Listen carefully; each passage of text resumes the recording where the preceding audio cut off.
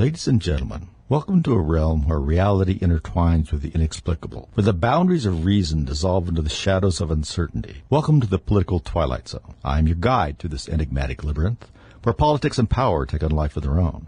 In this dimension, the threads of truth weave a tapestry of intrigue, challenging our perception of the world we thought we knew. In this world, nothing is as it seems, and the truth lies buried beneath layers of deceit. Prepare to venture where reason meets the unexplained, and where the unexplained might just folks. be. Welcome back. Boy, these weeks just keep going by. I think that's because there's too much going on, and it just swamps us with this information, as if, in fact, it is information. Isn't misinformation, disinformation, something like that? Isn't that what we're supposed to be getting all the time? I'm afraid we're getting too much true information periodically to kind of keep ourselves stable. You know what I wanted to do today? I want to talk about several things, but I had something that I just really wanted to have you guys hear. Earlier this week, Senator Josh Hawley, had Deb Haaland. She is, in case you didn't know, the Secretary of the Interior, which is a pretty important job. And it has a lot of bearing on everything that happens out in the West, really all across the United States. But it really has to do things with the West, and it also has a lot to do with public lands, obviously. And they oversee BLM and all kinds of things like that. So you need to be kind of on the ball if you're involved in that. Now, Deb Haaland was the congressman from New Mexico, I believe from the Albuquerque area, that was plucked from obscurity by the Biden administration because, I don't know what because, but one thing they thought it was great was that she was the first indigenous person to hold this office, which is just fine, except I'm not sure they couldn't have found another indigenous person that knew a little bit more what's going on. She's always completely stumped by things. Plus, the Department of Interior has been doing all sorts of things, trying to withdraw land from public use for energy production, trying to, convince others to do the executive branch to create sort of a parks situation or wilderness areas and so forth, constantly taking things out of really use of the public and certainly multi-use, the ability to do any extraction or anything.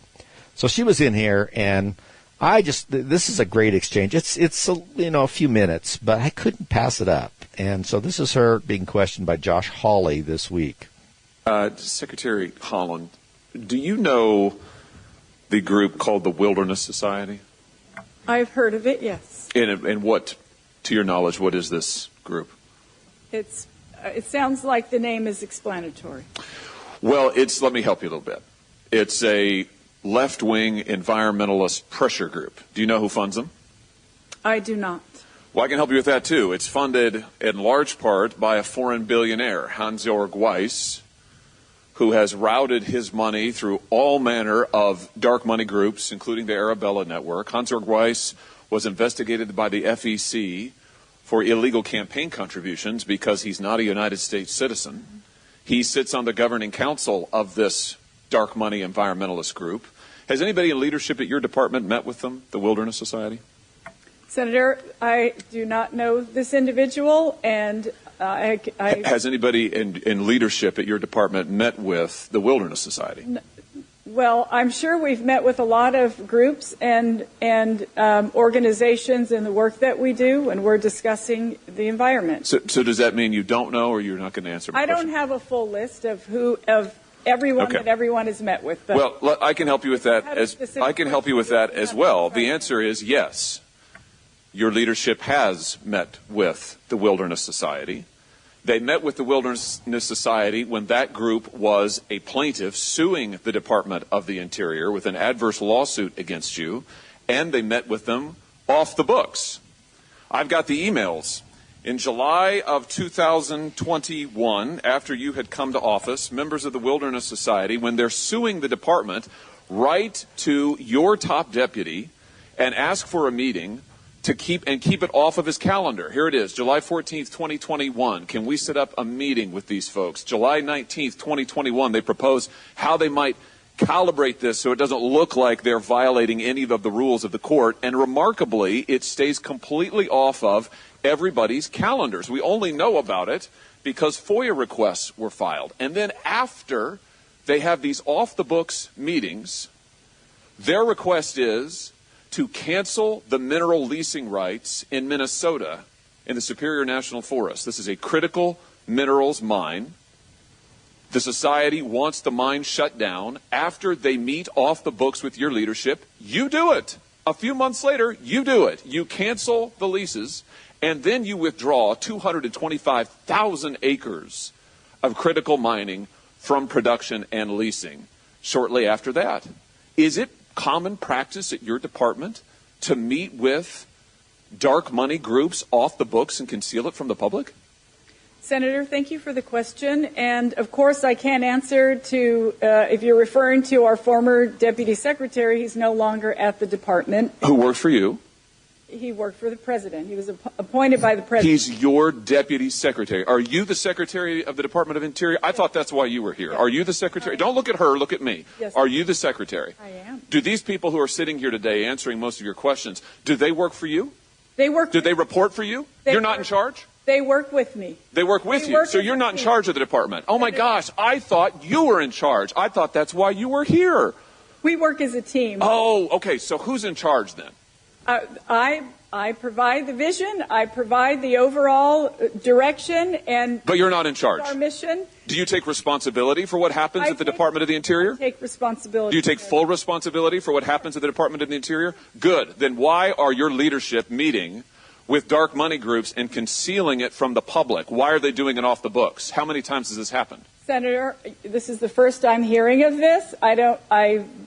My deputy secretary is no longer there, and I can't answer to what he did when he was there. What did they get out of it, do you suppose? What do you suppose Hans-Jörg Weiss got out of you canceling the leases after they asked you to? I don't know who. In an off-the-books reading. I don't know who this individual. Oh, sure. I mean, you don't know. You're not in charge. You're not responsible. We have a corruption problem in this government, Madam Secretary, and frankly, we have a corruption problem in your department. We don't. We've got we certainly do. We have foreign billionaires who are funding dark money groups coming to meet with your leadership, concealing it from the public while they are filing lawsuits adverse to the department, doing it without the court's knowledge, doing it, you say, without your knowledge, and then getting exactly what they want. Now, I don't know how much money he made off of it. I'm sure it was a lot. I know how he made his money.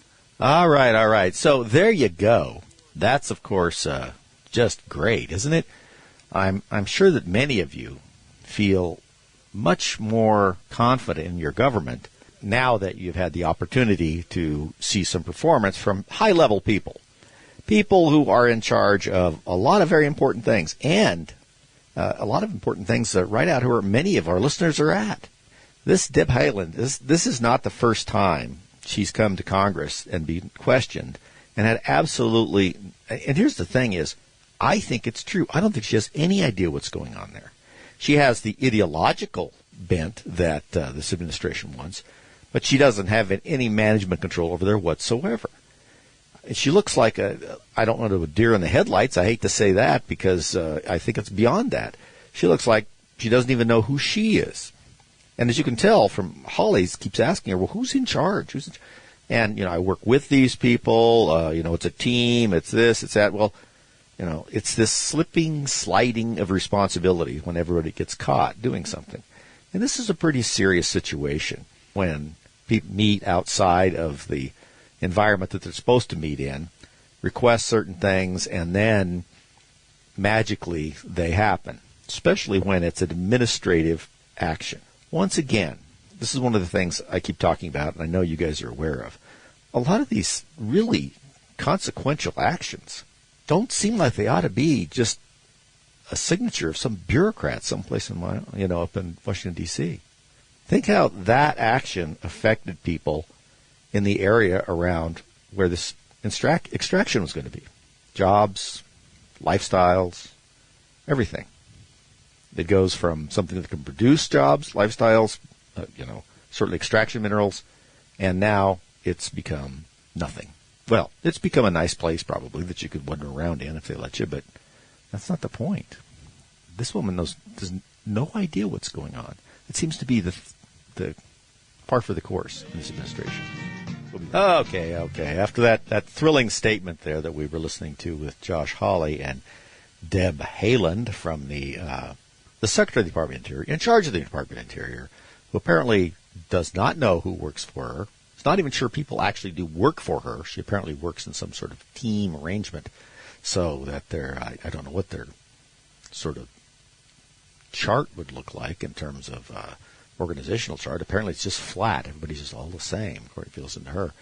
And she has no idea what they're doing or who the people are doing it with or what anybody stands for. This is something that I just can't hear any more of it. And you guys don't get to hear it as much as you probably should. And so I just decided. And I found the other clip that I wanted to, because this is just another piece. And since we were talking about this, I think there's a good piece to hear. This is Elise Stefanik from New York, the Republican congresswoman, talking to the president of Columbia University and trying to talk about things that were going on and some of their personnel. And I just want you to get a flavor of kind of what's going on with the question. And then also listen to this.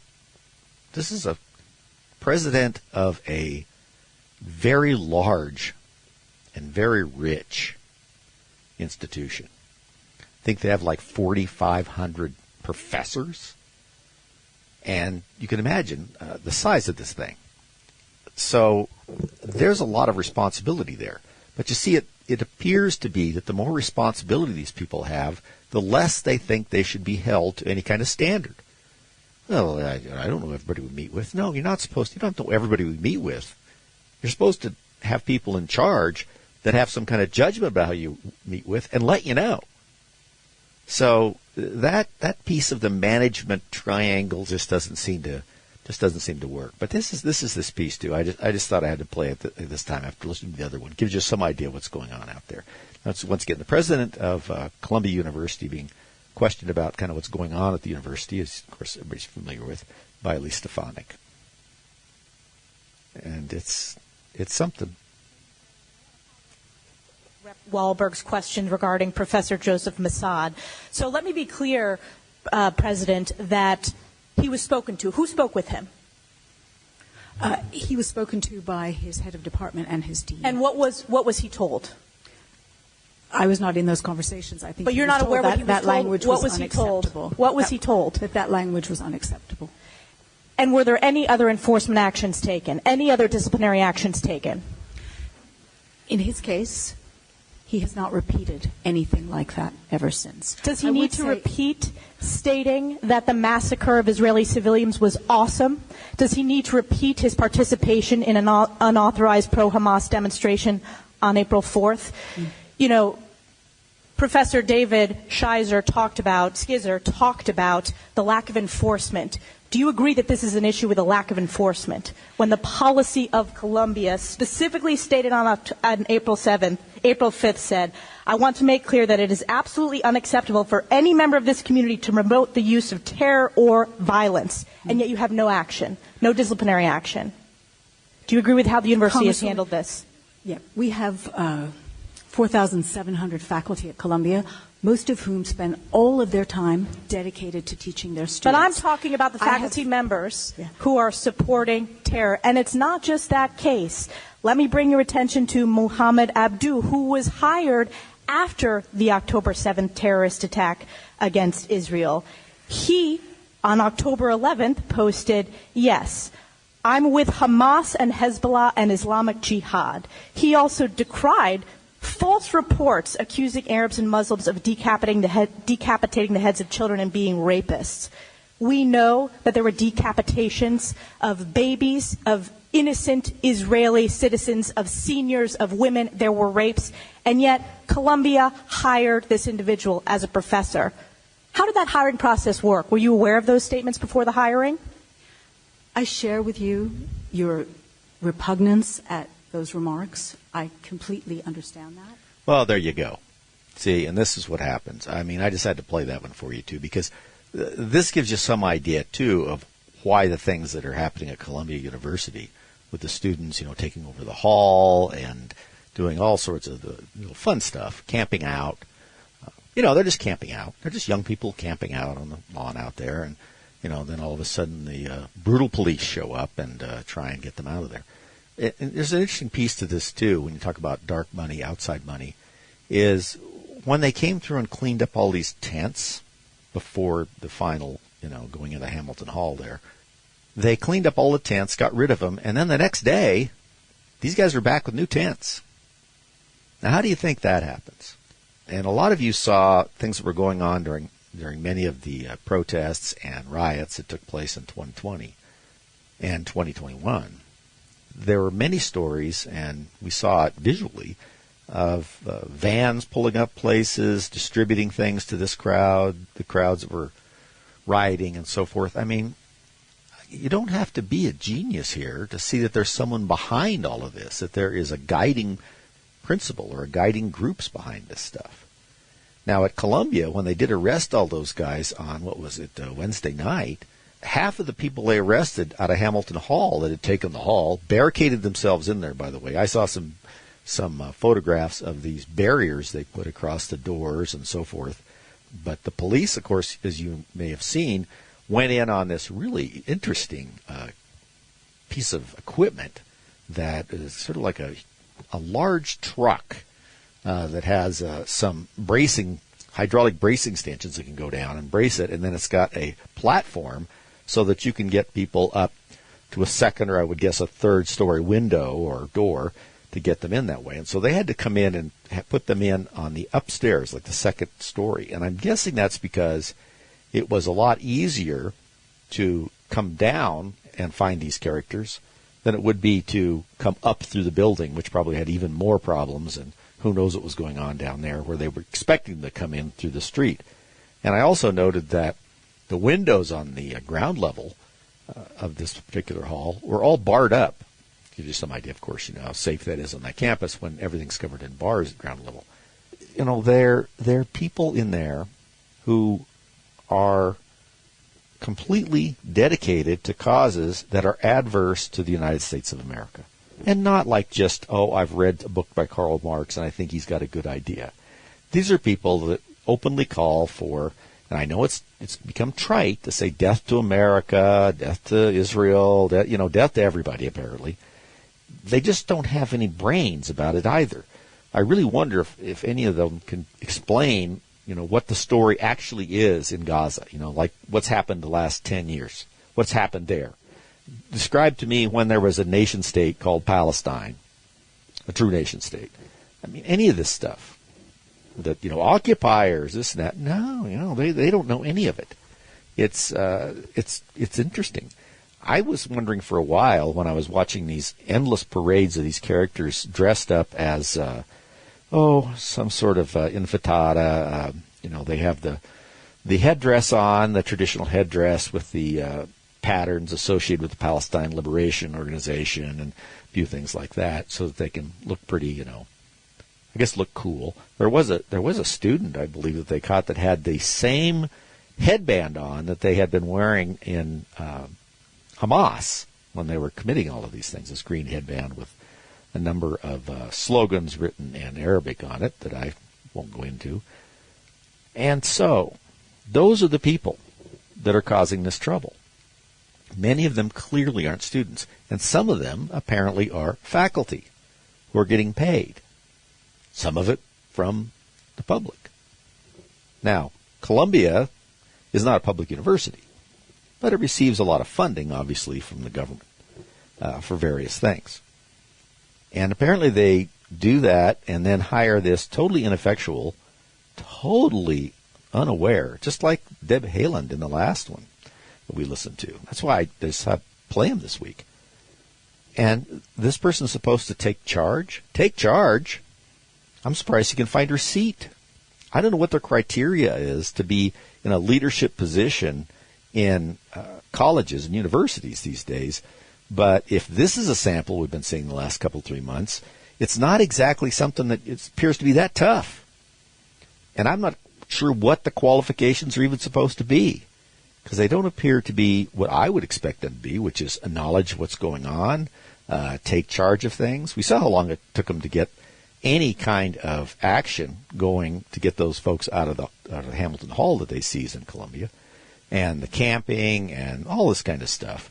And it was pretty ugly, frankly, to watch these people do that and some of the things they were saying. And of course, they tell the Jewish students that they should shelter in place. What the heck? What's up with that? Well, there was some other minority group there that this was happening with, and supposed to be sheltering in place. Do you think the response would be the same? I don't think so.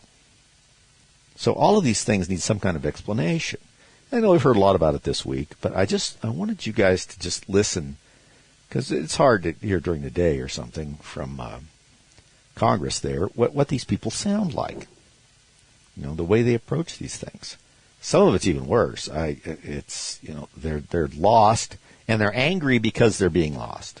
Of course, the best one of this is of course Mayorkas. Every time he's questioned, he puts his little chin up and talks about. He says things that are saying flat out true, and that nobody in the room thinks are true, but he says them anyway. It's breathtaking. Well, at least in my opinion. You may think they're right. I don't know. This is who we have in positions of authority. And we need to ask ourselves, how do they end up there, and why do we put up with it? And why do we send our kids to places like this and pay a lot of money? All right, we are back. And I've been doing a little research here, trying to come up with maybe some of the reasons that, some of the reasons that we have the government we have. And I happened upon a story that may explain some of it. Now, we had a story we talked about a couple of weeks ago where the average IQ for college students had dropped for the first time in decades. Okay, I think we see evidence of that pretty much all the time, certainly if you're watching television news. But here was an even more interesting article that came out. This is in the Daily Mail. It says, research warns IQ is falling for first time ever. This is in general.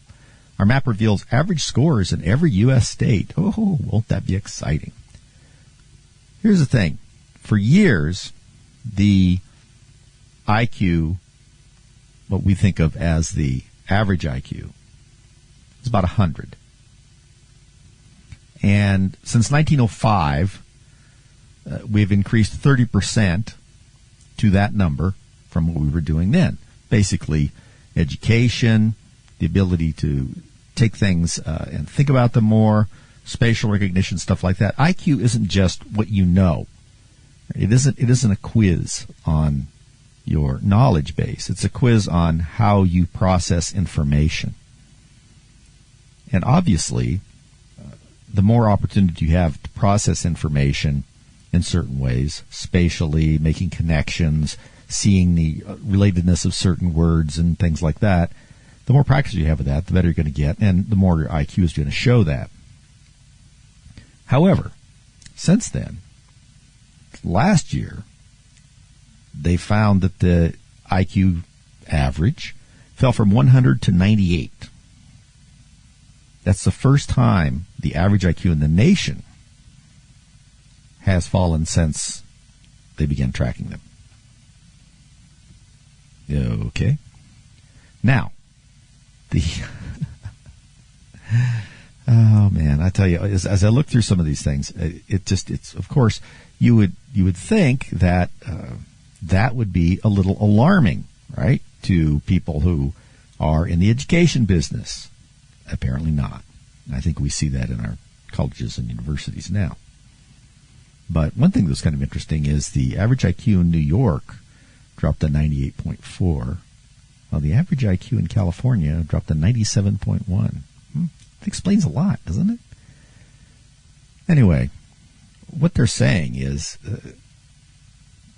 people who are dropping in these IQ scores is possibly due to, just like we talked about when we were talking about the college students, increases in media entertainment and short memory duration types of things that we're looking at, and things that we don't have to figure out.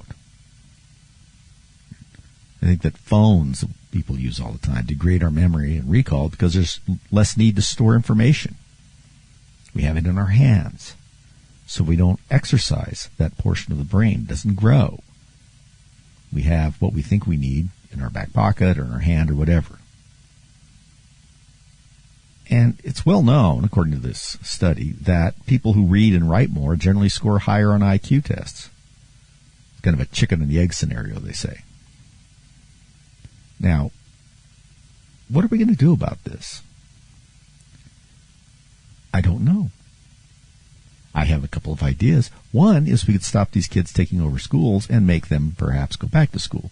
The second thing that we could do would be to have some sort of graded output for some of these universities.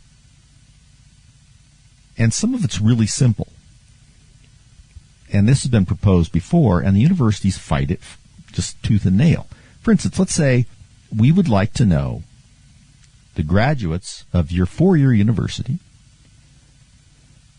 how many of them that enter as freshmen graduate, and then how many of them within 5 years are working within some discipline that had something to do with their degree. That would be good. And then also something to do with what their average salary would be. A little harder to pull out, but I think most of us know how that goes. Because so much of the output of these universities are of specialties that no one needs. Now, the only job you can get with most of them is to, one, hector people at some business when you're hired as some sort of diversity, equity, and inclusion person, or you try and get a job teaching it to other people in the mistaken belief that it's going to become important. Of course, it's not important. It's destructive. The idea is sometimes that we all should be, sort of included and knitted into one sort of, what's the word we might look for? Oh, I know, like a melting pot. That's a good idea.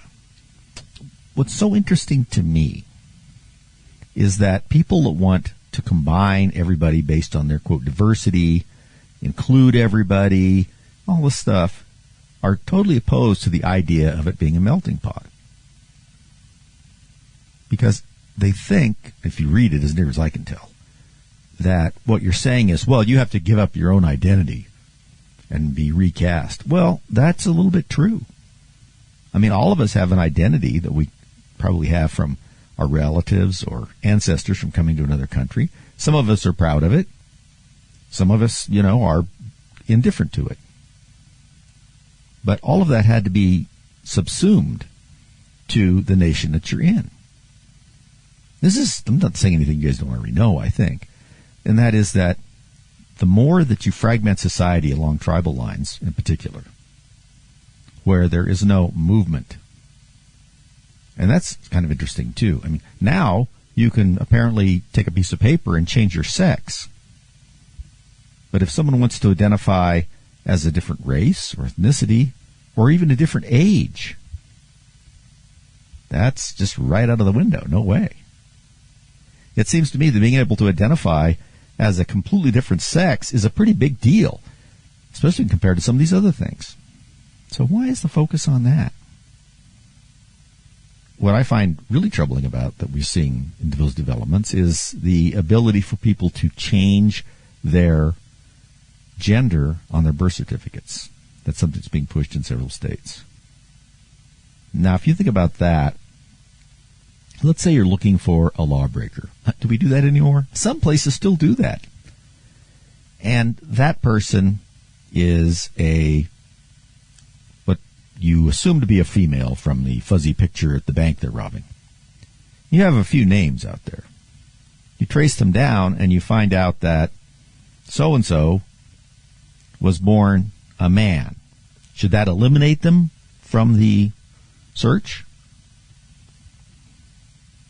Or let's say you're looking for a man who is disguised in some way, who has went back and changed his birth certificate to a female. And you have some information that this guy might have been in the area, it might have been him, but you go back and say, well, this person really couldn't have done it because they're a female, and we see a male on the camera. That's the kind of thing that you would never imagine would start happening. Oh, sure, people could disguise themselves, and it happened quite a bit. Disguise themselves as different sexes, disguise themselves by age. There were some bank robbers out there a few years ago that did a great job of putting masks on that made them look like they're about 110 years old. And they were pretty good, too, until you get right up close to them. And so you don't have any idea who to look for with that. But this is a different thing altogether. So all this is going on, and the biggest question is, and I think the scientific way to say this is it making us more stupid? And apparently the answer is yes. Your brain, people always say, is like a muscle. And it is a little bit, in the sense that if it doesn't get exercised, whatever potentiality it has doesn't come out. It's like if you were someone who was going to excel, say, in the NFL as a running back, but you never did any training. You never worked on your speed. You never worked on your routes. Never did anything. You're going to have a hard time, even with your natural talent, against people that have exercised all of those things in their bodies, even if they may have slightly less natural ability than you. This is kind of what's happening now. Now, I'll let you guess where the age range was that showed the biggest drop in IQ tests between 2006 and 2018. Yeah, you already know. 18 to 22. College-age kids. How does that square with the amount of money we're spending on college? I hate to keep going back to that. But not only are they not learning what they're supposed to, but they appear to be dumber while they're doing it. Somebody needs to get a hold of this situation and get these kids so that they have a fighting chance to be relevant in the next society that they enter into. Because they're not. We are turning out young people who we rely on to defend us, to take care of us, to make innovations, to continue the inventions that we have seen so much in our country, and moving forward. At the same time, we are making them less able to do all of those things. And then when you layer on this sort of sweet, sticky sort of topping on it of political correctness, which I still think is the good way to put it. We've decided to call it woke now. So that there are certain things they can't even explore or discuss. You're getting a lot of downward pressure on people's intelligence and their ability to problem solve. And we're going to need that as time goes on. Because part of it is that we're creating more problems all the time. Some of it is because people seem to be dumber. Now, that's because we're letting politicians run too many things. Politicians should not be allowed to run this many things. They've never been geniuses. There's been geniuses who've been politicians, but they're pretty few and far between. We have them, in the best of ideas, to represent our thoughts from wherever they're come, their district, their state, whatever, to represent us in the great cauldron there of lawmaking, making the laws, deciding on taxes, things like that. And all we really want is, we're not requiring you to be a genius, or even, you don't have to be Wile E. Coyote, okay? But we would like to see you have enough sense to be able to understand simple economic principles and then apply them to legislation. Understand a little bit about human nature. Really have some grasp of history. None of these things, once again, require the Wile E. Coyote level of super genius. So, what's happened? What's happened is that we've never really required them to be all that. All that, I think, is a better way to put it. Just leave it there. We also didn't let them have the keys to everything. The amount of control that the administrative state has over our society is unfathomable if you were even here 20 years ago, 25 years ago. The kinds of things they intrude themselves in. Donald Trump likes to joke, and it's not a joke, that the federal government's got involved in how much water you use in the shower based on, the water pressure and the amount of water that comes through the shower head, how much your toilet tank can use in your restroom. And then what they'd like to do is decide what temperature your house should be. They're already trying to decide how much insulation you should have and what type of air conditioning you should have. As I've talked about before, they're trying to change the rules on the type of propellant. That isn't really a propellant, but the refrigeration that the modern air conditioners are using to make a quote, more environmentally friendly, apparently less effective and flammable refrigerant. That's the kind of thing that we've let them get themselves involved in. I don't think anybody ever thought that was going to happen. And now, when we sit around and see it, the danger is that we just get used to it. The danger is that we get used to people being dumber, same way. And these two things do seem to go together, don't they? We also have so many administrative spin-offs. When we were talking in the first segment there about, Deb Haaland, the so-called Secretary of the Interior, who doesn't seem to know who she works with, for who works for her, what her job is, who's been meeting with people in her, and just nothing. She seems to have no idea whatsoever. But then you think about that department.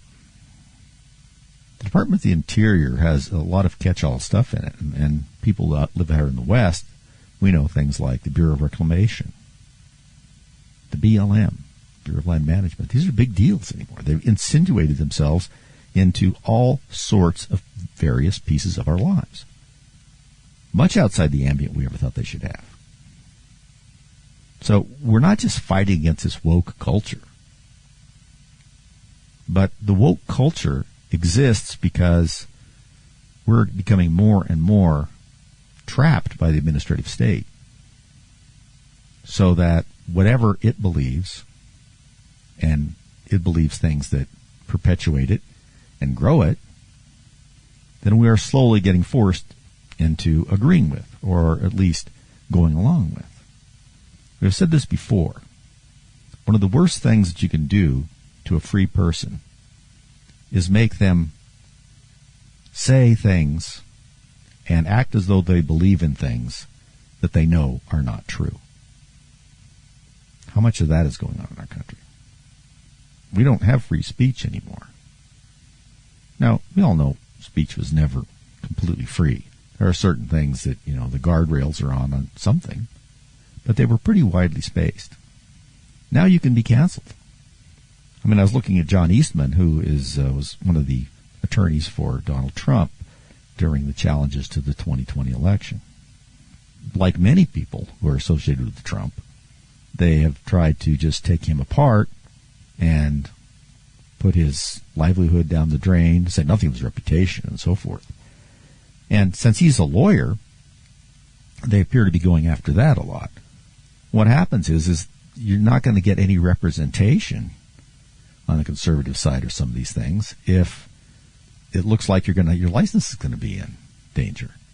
Particularly if you are a younger person and okay, if I got suspended, or I got this, or I got that, or I got written up in the paper for something, how am I going to start a practice? How am I going to, those are important things. And unfortunately, you do need lawyers. And we really need lawyers on our side. Now, I'm on our side, but that's only a few. I can tell you, going to some gatherings once in a while, I'm a lonely dude with all the other lawyers around. And so by trying to get rid of the ones that are willing to help, think about what that does. And all of this is enabled by this large tool that I keep referring to as administrative state. It's all come linked. This is what I find kind of frightening when I start looking at it. It seems like all of these are starting to lock arms. Now, the ABA, the American Bar Association, has been woke for quite some time. Now the American Medical Association is headed that way. There are classes discussing how you need to impose medical care in a way that keeps out whatever diversity, equity, and inclusion ideas that you want to see included. In other words, treating everybody the same.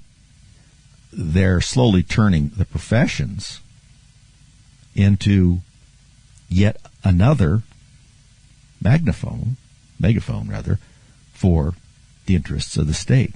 Now, the administrative state is doing this not because these people administrative. There's some people that really believe this stuff, which is more sad. But a lot of them realize that it is the key to power, prestige, and money. Because the more something is controlling our economy and our individuals, and if you're one of the people that are running it, well, do you want it to go away? No, of course not. And then by increasing the size of it, the labor gains that we saw a few months ago when they were broken out, almost all of them were in government, new jobs, and healthcare. Healthcare is good, but it doesn't create anything much. It helps us. It has a good effect on society. The growth of government like that, I'm not even going to pretend like I think that's a good thing.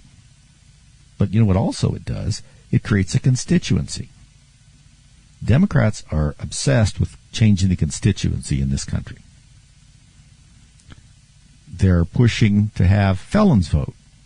Felons have always been a voting bloc for Democrats, apparently, because they've been trying to get it done forever.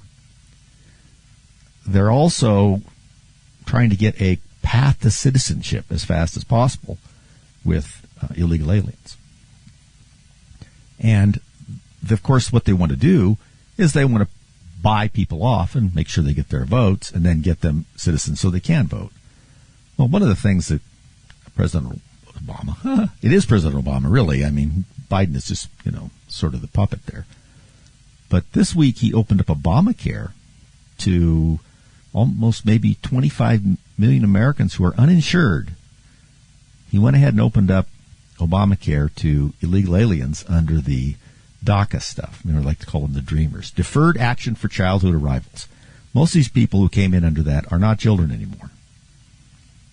So he has allowed them to participate in Obamacare, which would also participate in Medicaid, illegal aliens. What the study has shown is that it has the potential, this act on his part has the potential to cost American taxpayers roughly $2.8 billion every year. At the same time, as I said, 25 million Americans, already citizens, don't have any insurance. Now, why would you do that? Well, you would do that because you're buying votes ahead of time. You want to get them in your corner by giving them things, and then work as fast as you can to make sure that they become citizens and you can harvest their votes before they figure out what's really going on. And anybody that says that isn't true isn't even listening to them, because that's what the left says. They make fun of you, say, oh, this replacement theory. No, what you guys have been saying about it for a long time. Oh, demographics is destiny, right? And all of this is what's going on.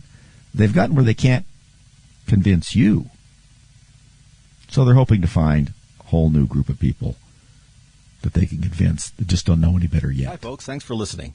Listen, if you'd like to listen to more and you want to maybe perhaps have someone else listen to our podcast, you can do so either by going right to our webpage, politicalviking.com, or therickwagnershow.com. Both of them will take you there. You can get links right directly to our podcast, or you can hear our podcast on Podbean, on iTunes, and Spotify, and a couple others. So you can find us. We appreciate it if you do. And if you've heard the show, you want somebody else to hear it, that's a good way to send it to them. Thanks for listening.